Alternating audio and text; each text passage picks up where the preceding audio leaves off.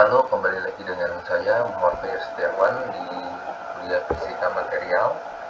Kali ini kita akan membahas mengenai apa itu fisika material, yang dimana di dalamnya kita akan membahas konduktor, isolator, dan semikonduktor. Tapi kali ini akan saya tekankan kepada semikonduktor. Pada hari ini tanggal 9 Februari akan saya jelaskan apa itu semikonduktor. Oke, selamat menikmati. Apa material? Material itu ada apa aja sih? Di material itu tentunya kita bisa tahu ada yang disebut isolator, ada yang disebut konduktor, dan ada yang disebut ini harap dengarkan ya. Isolator itu adalah bahan yang sulit menghantarkan panas atau sulit menghantarkan listrik. Jadi di dalamnya itu bersifat konduktivitasnya rendah, resistivitasnya tinggi. Itu untuk isolator, sulit menghantarkan listrik. Contohnya seperti gelas, keramik, karet. Lalu ada konduktor. Konduktor itu bahan yang mudah untuk menghantarkan listrik, atau bisa juga bahan yang mudah untuk menghantarkan panas. Gitu. Sifatnya itu konduktivitasnya tinggi, resistivitasnya rendah. Contohnya seperti tembaga, emas, dan perak. Seperti yang saya jelaskan di sini bisa Anda lihat. Lalu ada semikonduktor.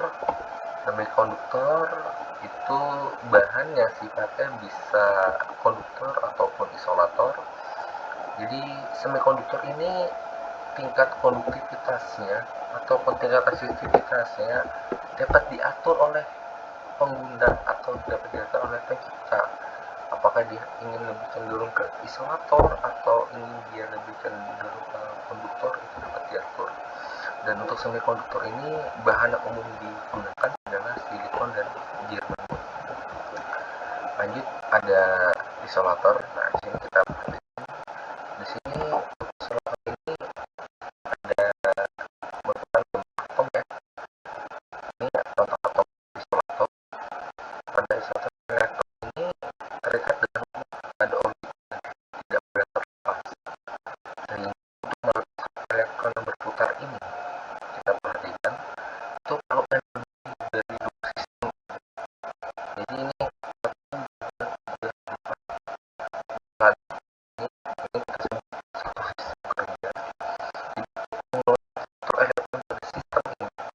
itu memerlukan energi yang besar.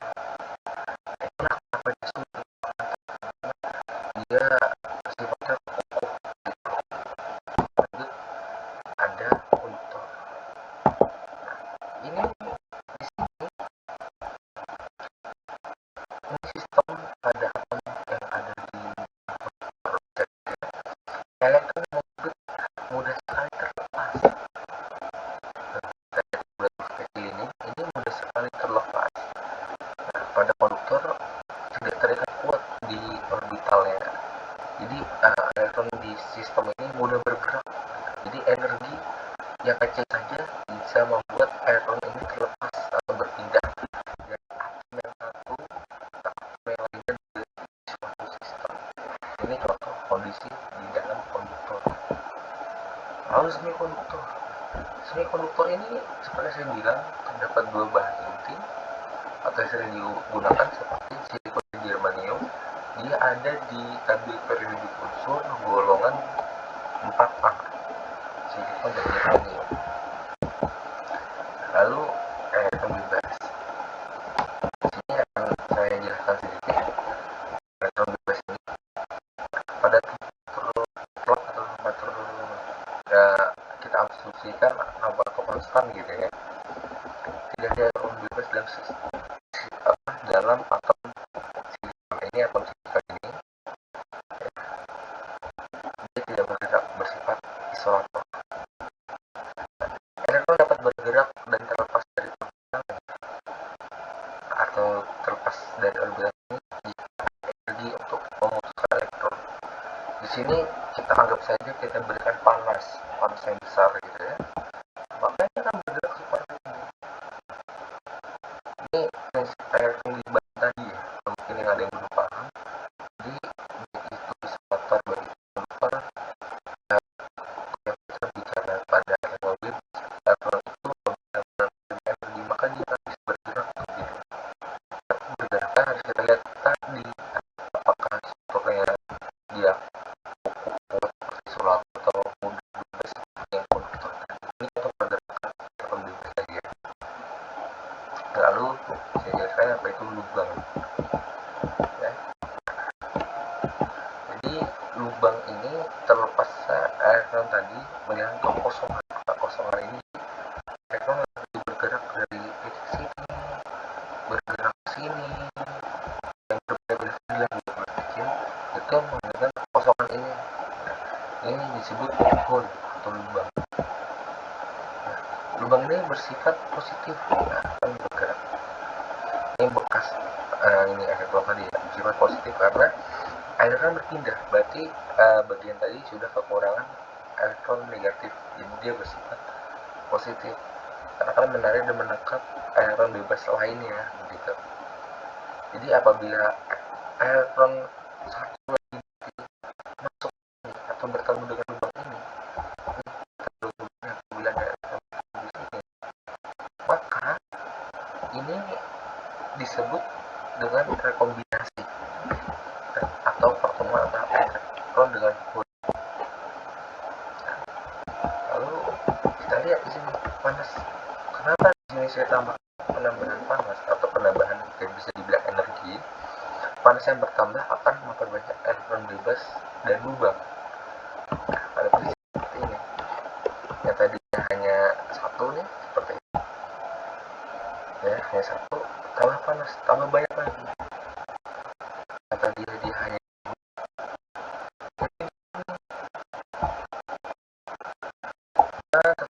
mungkin dia bisa memenuhi dengan sistem yang ada di sini.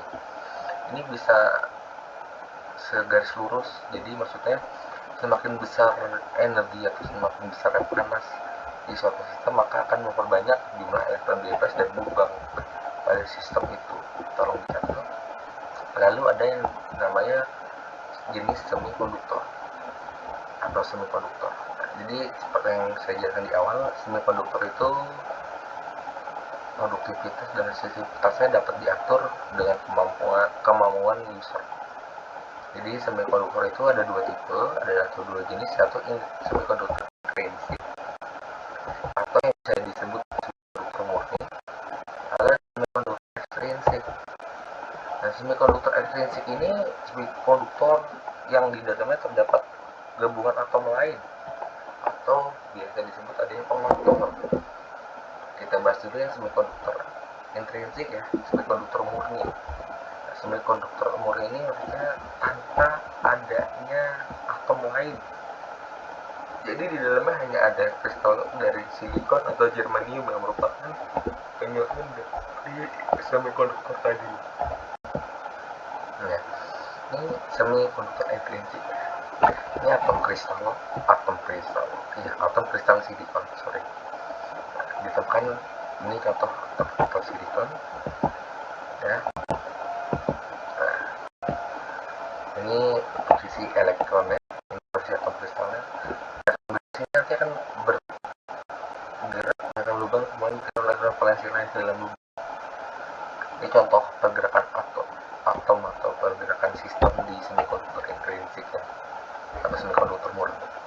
Ini tanpa adanya campur tangan dari atom lain atau dari penambahan bahan lain. Nah, semakin besar panas, semakin kecil resistansi, semakin mudah aliran muatan. Seperti yang saya bilang tadi, pergerakan elektron tadi.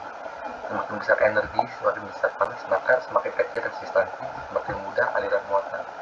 Ya balik lagi, kita akan membuat semikonduktor ini dia lebih menjadi konduktor atau lebih menjadi isolator, tergantung gimana pembuatnya.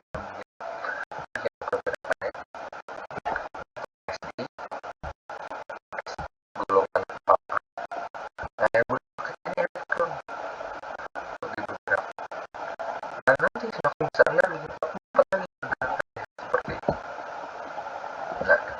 Di sini aliran elektron dan lubang. Elektron tadi kan bergerak dari kanan ke kiri, sedangkan lubang bergerak dari kiri ke kanan. Maksudnya gimana? Ini seolah-olah lubang itu memang bergerak dari kiri ke kanan, karena harus terus bergerak. Elektron ini ini elektron, ini lubang. Elektron bergerak dan berpindah barengan, berkombinasi.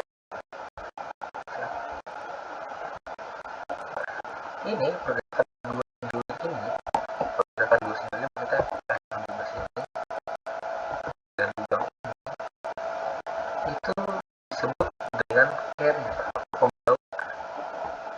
Bukan carrier virus ya, tapi ini carrier, pembawa, karena membawa dari tempat satu ke tempat lain yang berpindah.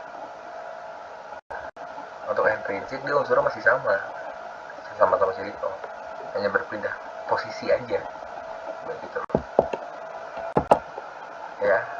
Jadi untuk intrinsik tadi kan dia bergerak begini, ini nggak ada unsur luar yang di dalam atom itu atau hanya di dalam sistem silikon itu tanpa ada campuran. Ini pergerakannya seperti ini contoh yang konstruktor intrinsik. Oke, lalu saya akan menjelaskan doping. Nah, doping ini ada kaitannya dengan semikonduktor ekstrinsik. Jadi semikonduktor ekstrinsik tadi kan sudah saya jelaskan adanya pengotor. Nah, pengotor itu atau penambahan itu disebut doping. Nah, jadi doping itu sebenarnya adalah penambahan atom lain ke dalam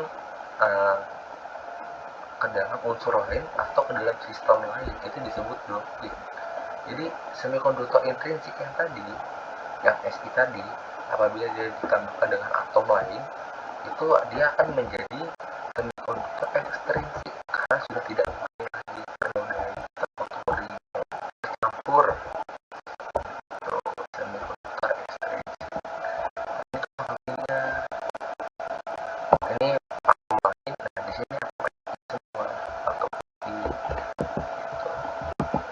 Maka ini disebut dengan doping atau pengotor. Nah, jadi yang tadi dia dari intrinsik ini dia akan berpindah menjadi ekstrinsik karena adanya doping begitu.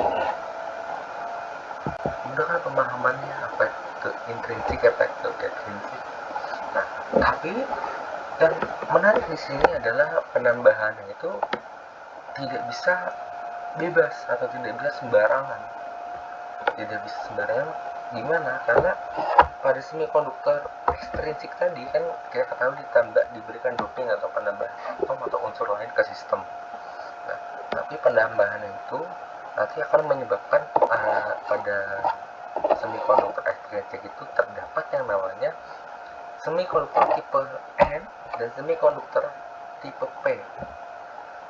Nah, jadi di sini saya akan jelaskan contoh salah satu penambahan elektron bebasnya. Di sini kita menambahkan atom pentavalen. Atom pentavalen itu seperti arsenik, antimoni, fosforus. Jadi mendoping atom pentavalen ke sistem. Nah, doping tadi menyebabkan yang namanya semikonduktor tipe N atau tipe negatif. Silikon yang didoping tadi atau semikonduktor intrinsik tadi yang terkena doping tadi atau tambahan unsur, nah apabila ditambahkan oleh atom pentavalen ini, nah itu dia akan menjadi semikonduktor tipe negatif. Nah, itu pergerakannya seperti ini.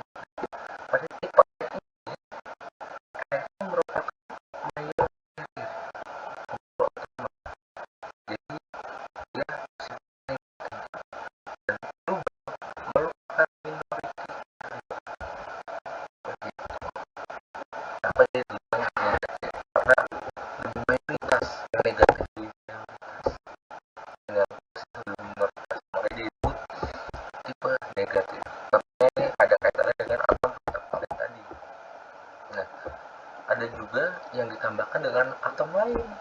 Kan tadi pentavalen, ada atom apa lagi sih? Tentunya ada juga yang namanya ditambahkan dengan atom trivalen atau mempunyai 3 elektron valensi, di mana pentavalen dengan 5 elektron valensi trivalen dengan 3 elektron valensi. Contohnya seperti atom aluminium Al, atom boron, dan atom gallium.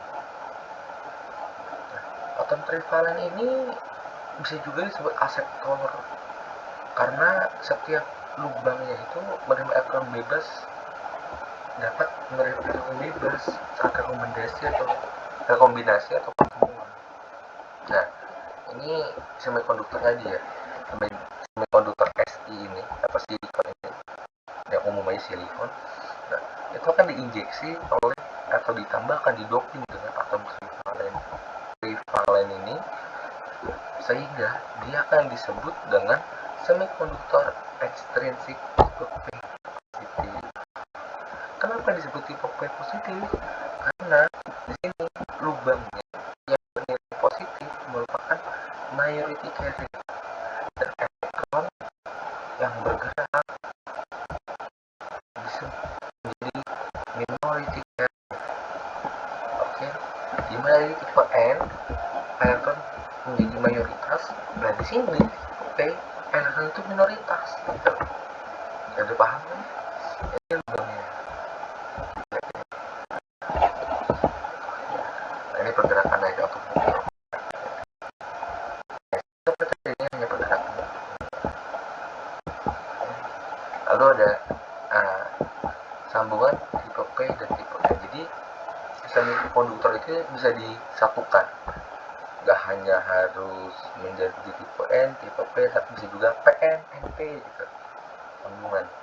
Nah, sambungan ini antara tipe P, tipe N itu disebut dengan PN junction atau batas daerah P dan N. Ini batas daerah. Jadi pertemuan antara ini dan ini akan menjadi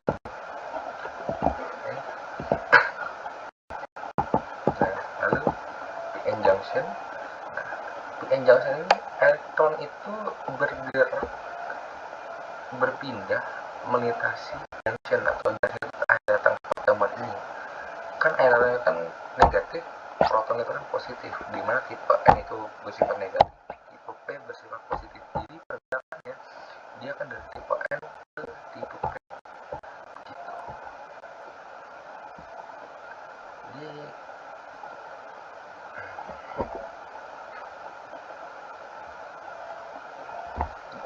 ya, nah, jadi semakin lama daerah yang sambung tidak memulai lagi, jadi nanti ini kan sambung begini bertemu, nah masuk terus bergerak terus sampai bergerak sampai daerah ini nanti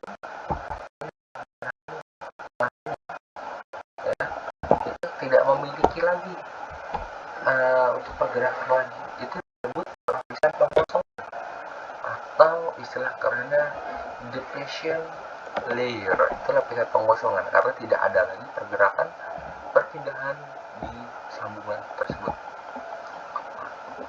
Lalu kita akan membahas dari potensial. Dari elektron daerah atom menjadi daerah N menjadi ion positif. Oke? Sedangkan daerah P akan menjadi ion negatif. Paham nggak? Jadi kan ini kan sebelumnya negatif, sebelumnya positif kan? Ya.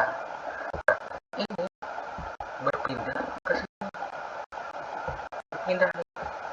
Jadi kan ini akan lebih banyak negatif, ini akan lebih banyak positif. Jadi di sini akan menjadi positif, di sini akan menjadi negatif.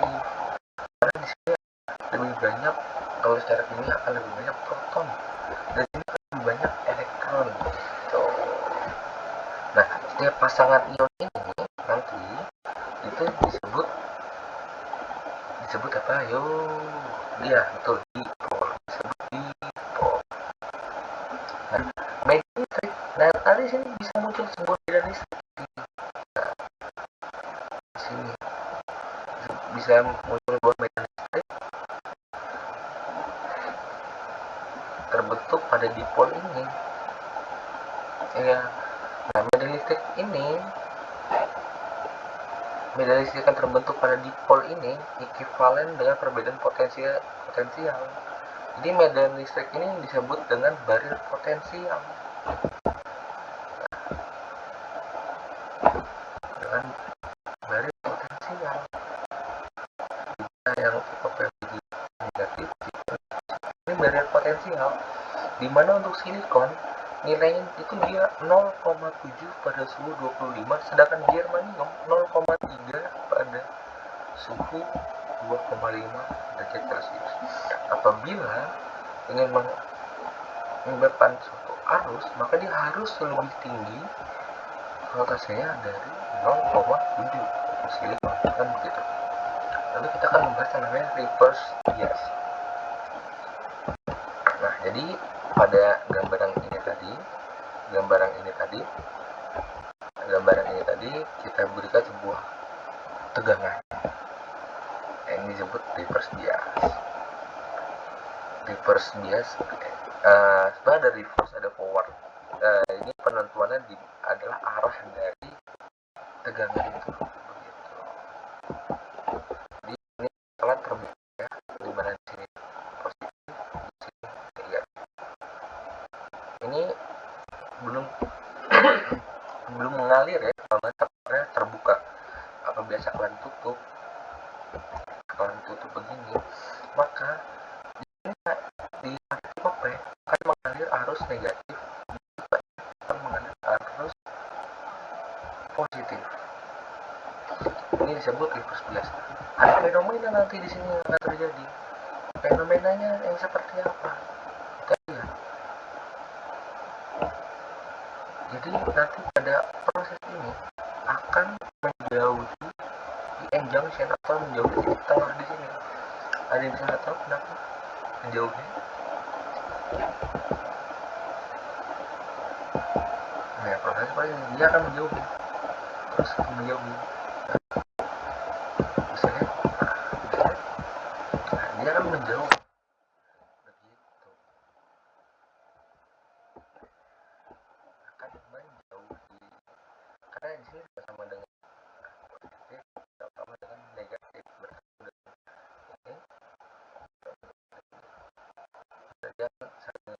Yang ini akan bergerak ke sini, tipe N akan bergerak ke sini. Begitu.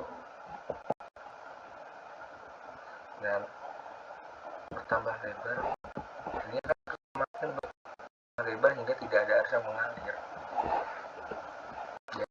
Daerah depletion di pertengahan ini akan terus melebar. Tidak ada, ini terjadi pada reverse bias, PN function. Lalu kita akan membahas dengan yang namanya forward bias. Nah, forward bias itu sama seperti tadi. Kan ini belum kita hubungan ini ada positif, di sini negatif. Ada bisa nebak? Kan tadi reverse bias itu menjauh. Nah, forward bias apa yang akan terjadi? Nah, kita lihat PN tadi sebelum ada positif negatifnya ini,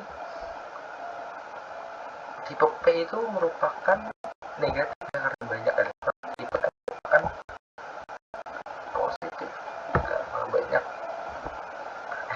Tentu pergerakannya gimana? Tentunya positif dia akan ke sini, karena negatif maka N akan ke sini. Tipe P dia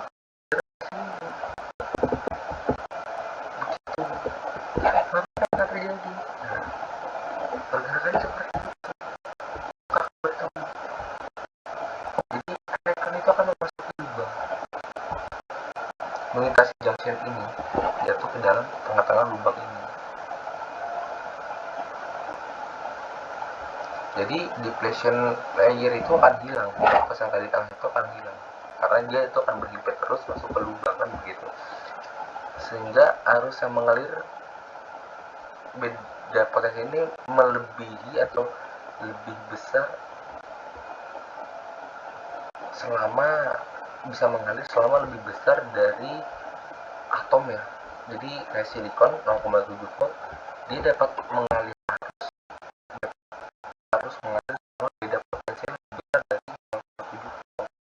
yang sudah saya jelaskan di situ. Jadi bisa mengalir apabila potensial ini lebih besar dari 0,7. Apabila di sini hanya 0,5 maka dia nggak ada arus mengalir. Begitu. Untuk silikon, untuk germanium 0,3. Jadi apabila di sini nilainya satu saja, 1 volt, maka dia sudah ada arus yang mengalir. Gitu. Ini untuk luar biasa pergerakannya seperti itu.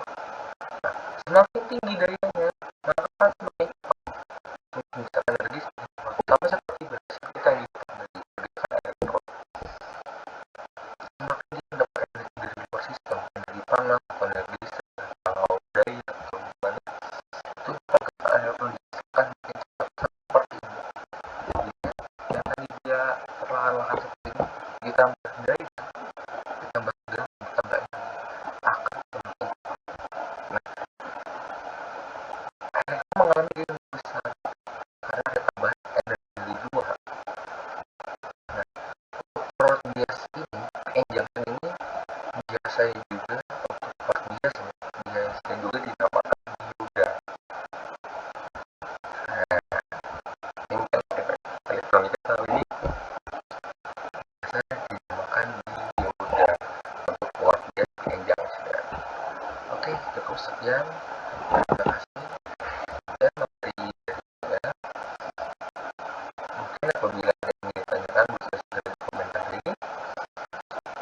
Dan selanjutnya saya akan bahas mengenai geofisika. Mungkin saya akan mulai membahas mengenai dasar-dasar dulu, lalu nanti akan membahas matematika. Saya membahas awal untuk fisika material. Terima kasih.